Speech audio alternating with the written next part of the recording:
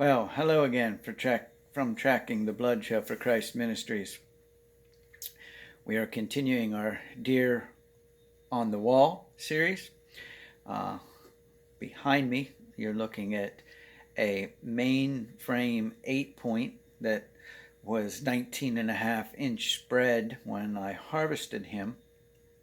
He weighed well over 250 some pounds. He pegged the scale that we had, and the mount does not do this deer justice. I probably should have told my taxidermist to get the mule deer mold for this deer uh, because it is on a large whitetail form, but this deer in real life was another 4-inch girth around its neck and shoulders when I harvested him. Let me tell you the story. I was sitting in a stand that we called the saddle stand, and it's in a big oak that's bigger than my shoulders, but it faced down over the valley in front of me. And I'll tell you how big of a body this deer had. I mentioned those antlers are 19.5-inch spread.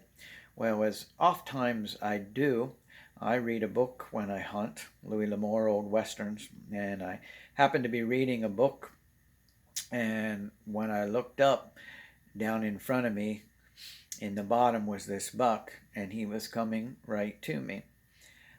He was probably 60 to 80 yards away at that point, and I said, "Oh, here comes a buck," because his body was so large that this 19.5-inch spread looked like a small basket rack, if you can believe that. And so I didn't get overly excited in regards to this deer. So I put my book away, slipped it in my shirt, stood up.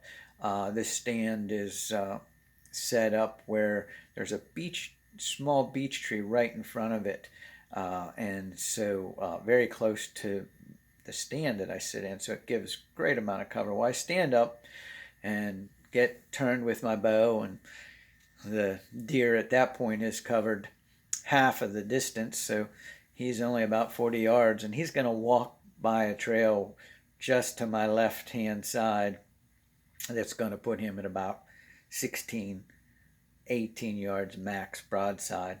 He steps into my opening, I draw, bury the pin behind the shoulder, release the arrow. It blows through him quick at 15, 16 yards.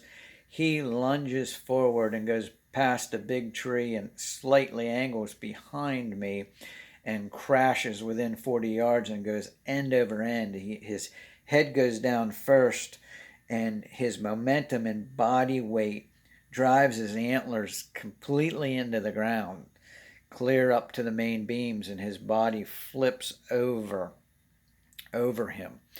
And so from point of seeing him to arrow through him and him laying dead behind me at about 40 yards, it was all a matter of a few minutes, if that. My brother Jim was hunting with me that day, and I called him and told him that I just harvested a buck, and to come on over and give me a hand when he decided to get down. So I get down, climb over. I cannot move this deer. I cannot get him flipped back up so I can get his antlers out of the ground. It took me everything I could do to just get his body turned around. And by that point in time, my brother did come over, and we were able to get it to the point where we could get his antlers out of the ground. And I remember my brother saying was, "This is a very, very big deer."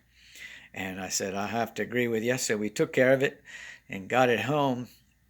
And like I said, it pegged the scale at over 250 pounds. So, an awesome old monarch of the woods.